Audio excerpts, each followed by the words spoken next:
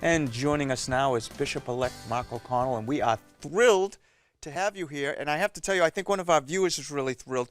There is a wonderful woman at Bethany in Framingham, Margaret, who's probably watching this right now, watching her son on TV. Do you think that's a possibility? Hi, Mom. Yeah, that's great. Well, you know what? First of all, thanks for being with us. Thank you. You're welcome. Thrilled that you're joining us. Let's start right from the beginning. Tell me a little bit about where you grew up and about growing up in your faith life. First of all, you might be thrilled that I'm here, but I know I'm second fiddle at CTV. No, you are not. Yeah. No. That's okay. But I actually was born in Toronto, Canada. Oh, I didn't know that. And my father's from Dorchester, my mother's from Watertown. But yeah. I've got to figure this one out. This is going to be a good story. Well, my father's a librarian, and my mother was the assistant to a professor at Harvard. They met. My father worked for Harvard, and my mother worked for Harvard. They met there, and then my father got a job to build a brand new library for a brand new university at York University in Toronto. Oh, okay. And they went down there. They built.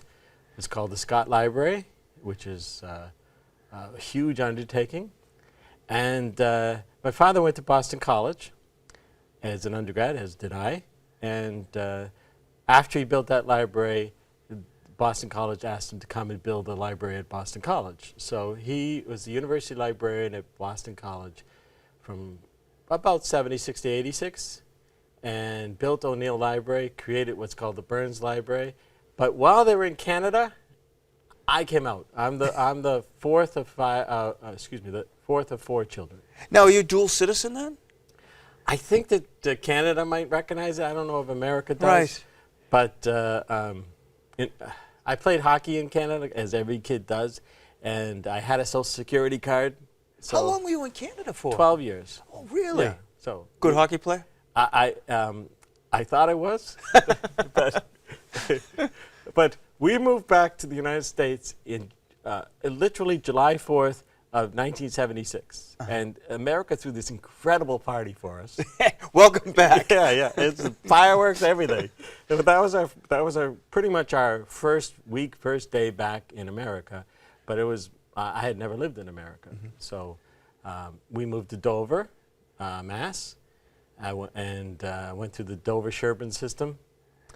Then I was fortunate to go to Boston College, and then over to St. John's. When did you start thinking, you know what, the priesthood might be something I want to investigate? When did that all start? I dismissed it. If I had any thought to it growing up, it was, no, of course not. Yeah. So when on my 18th birthday, so June 25, 1986, I was sitting on the back porch. This is there's no angel or anything in the story, Sure. but my father from Dorchester called it a back piazza. But anyway, the back porch. And I was between high school and college, and I'm thinking to myself, what am I going to do with my life? What major am I going to have at BC? And the thought came, if I really was honest, if I really did what I wanted to do, I'd like to be a priest, but I wish God would call me. That was my thought on my 18th birthday. And I had a further thought that maybe that itself was a call. And so I decided to start that day to live my life as if I was preparing to be a priest, and I gave myself permission to get off the train anytime I wanted to. And I really thought it would be like one of my diets that, ends 3 days later. I really I've been there.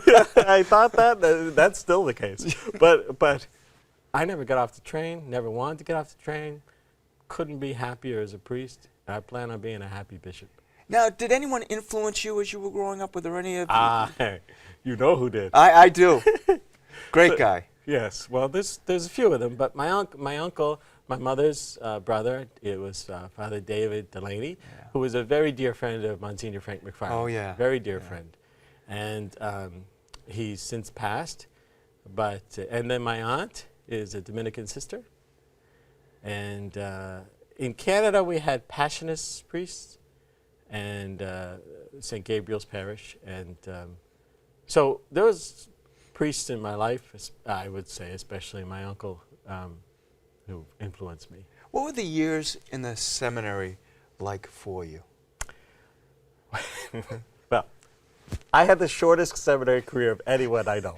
Really? Yes, because at the time you could skip what's called pre-theology, and if you took enough philosophy. So I knew this. So at Boston College, I took enough philosophy. And also at the time, halfway through your 4th year, they ordained you a deacon and you were out. So my entire seminary career was 3.5 years. That's it. That was it. That is pretty quick. That is the quickest they go. I was ordained at 25, and I thoroughly enjoyed seminary, but nevertheless, it wasn't 7 years long or something. It was quick. But you got some more education because you have a very different role within the Archdiocese of Boston. Tell us about that. After 7 years of priesthood, so I've been ordained 26. So after 7 years of priesthood, I got asked by Cardinal Law to go study canon law in Rome at the University of the Holy Cross, Santa Croce, and in Italian. I know, they do. That's hard, too. Yeah. My mother, I love her, but she doubted I could do the Italian. And see, Mrs. O'Connell, she made it. Yes. He made it. She did doubt this, as did I. Yes, it's just the... I remember my first class in canon law in Italy. There were only 2 words I understood in the entire lecture. And they were molto importante. And they were said 4 times. The only words, everything else, boo. I was so nervous.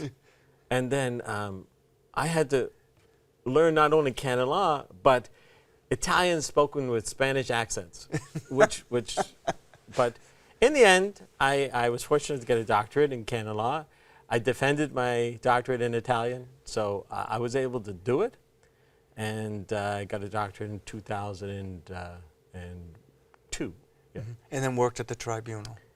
I worked in Chancery first and switched to tribunal. Yeah. And it's been an interesting 15 years there. Yeah. 15 years. Yeah. Now let's get to the big moment. Yeah. So you are somewhere. The phone rings. You pick up that phone. Were you absolutely shocked when the nuncio called? Oh, I was expecting it. No, what was it like? What happened? Tell me about that. Everyone always wants to know that. There's a assistant of mine, Marisa Noe, and she came and said, Archbishop Vigano's on the line. Now, we're not friends. He doesn't call just to say hello. So in my head, walking to the phone was, oh, what's this? So he's just asked me to be auxiliary bishop of Boston. And I said something like, oh, my goodness. And then he wanted me to say, I accept. So I had a little problem saying that. And it's a lot. It's a lot.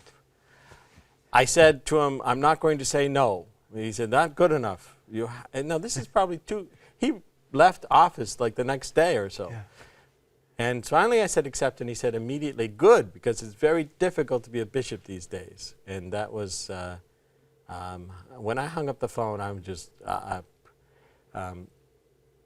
know Father Bishop-elect Reed said he fell to his knees. Yeah. I was just sat and stared. Yeah. So that's almost overwhelming. It's strange. My life is so different already. Yeah. That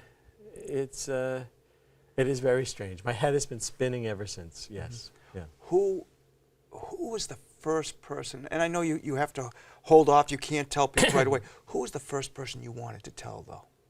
Well, my mother and my very good friend in the world. My best friend is Father Paul Soper. Yes. So I actually They both knew a little earlier than they should have. What are you going to do? Well, your mom. It's your mom, right? Yeah. Your best friend. Yeah. You have a great reputation among priests, especially for getting back to them right away. If someone writes you, you get right back to them. How do you want to move forward as a bishop and strengthen that relationship? Because the priests out there, your brother priests, are so important to this archdiocese and to really your success as a bishop. Well, I've had a lot of years helping priests. They call, they come in, they write, and I try to help them because I know it's so important for people to have the right answer. Mm-hmm. Now, how they apply my answer, that's up to them. They're the pastors. Sure. But they need from me the right answer. And so I've always tried to do that. I know that every single piece of paper that comes in front of me has a person connected with it and a story connected with it, and it may just be a signature to me, but it's their life. And I know that when I make mistakes, that I hurt people. Mm-hmm. I hate hurting people. And if I do it sloppily, if I do it wrong, I hurt people. So I've tried to be conscientious in this job. I have to figure out what the new job is, but I know that it's, again, assisting people, assisting priests, and I do want to serve as best I can. What are you looking forward most about being a bishop? Well, first of all, 26 years of priest, have never been a pastor. I'm the only one in my class who hasn't been a pastor. I'm the slowest learner, apparently. And a side benefit of this is that I'm both a regional bishop and a pastor somewhere. Mm-hmm. And even though I can't spend the time that a normal pastor would, I still will be grounded by whomever community I go to. So I'm looking forward to that. And being a bishop, I don't know. I suppose that my exposure is bigger, and I can evangelize more people. I hope. I hope I can evangelize more people. I can lead them to Christ. Yeah. Well, congratulations to you. Thanks for taking the time with us. This has been great. You're going to have to visit us again. So now you're a star. Yeah, star. Now you are a star. Well, I don't know if I'll be a star, but I will do my best. Thank you. Okay. Thank you so much. Thanks, Jay. Now back with more of This Is the Day.